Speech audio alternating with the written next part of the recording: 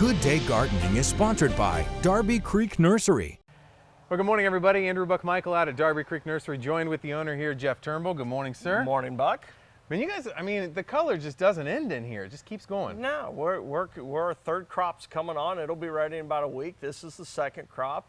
You know, it's just, we replace beauty with beauty. The color in here is just absolutely phenomenal. The other nice thing is, too, is you haven't planted yet. They've been here watering everything for you, fertilizing it, but watering your plants that you might have already planted is something we got to keep an eye on. Yeah, because now we're starting to get into a dry spell, temperatures in the 80s. So you're going to kick up your watering, which is something we haven't had to do this year with all the rain that we've had. So, you know, you need to be able, and there's not some scientific special formula that tells you when to water. You water as needed, and you water thoroughly when you water, and then let it dry down again. Same with your pots, your hanging baskets, whatever. But you need to pull back the mulch, go down, stick your finger down halfway. If it's good and moist, you don't need to water. But a good rule of thumb in temperatures like this, if you have newly planted trees and shrubs, is you're going to water maybe 2, maybe 3 times a week. You're going to good steady stream out of the hose, or better yet, use a gator bag.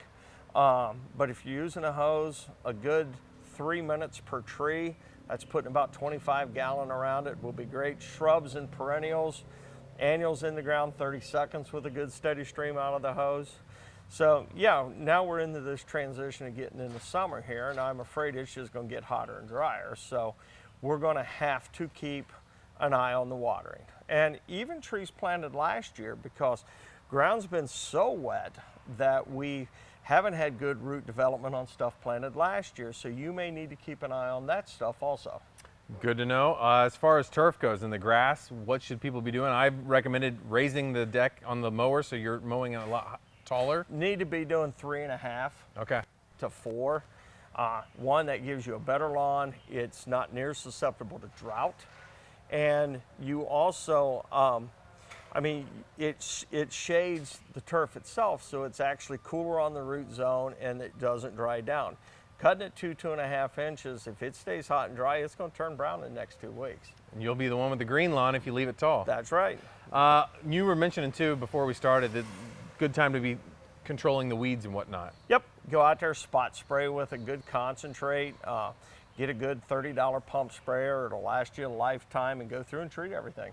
Anything else people should be thinking about right now? Well, of course, we got a fantastic sale. Our 30th anniversary continues right now. So we have all evergreen trees 30% off, this weekend.